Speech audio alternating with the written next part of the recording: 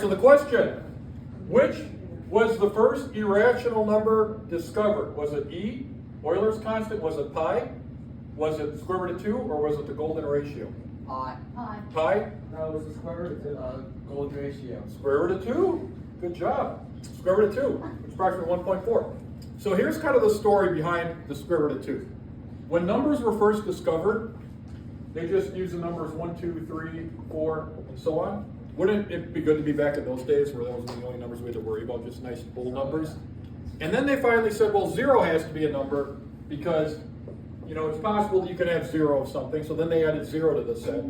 And then after that, after a while, they added the negative numbers. So -1, -2, and so forth. So then those were the numbers. And then after that, they finally accepted the fact that, yeah, we're going to have fractions, right? So then fractions are possible, or ratios. So you take two of these numbers, two integers, you can write them as a fraction.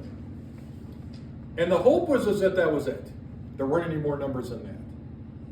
Until they came across this, a right triangle where each side was 1. That's a 45, 45, 90, right? Where we have x root 2. It actually relates to what we were talking about. So x root 2, what would the hypotenuse be, everybody?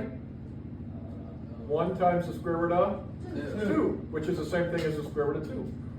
Now, the problem is that the square root of 2 cannot be written as a fraction.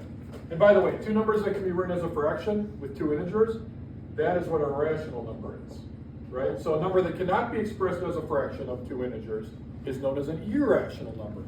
And the square root of 2 was actually the first irrational number that was discovered. It was actually discovered before pi.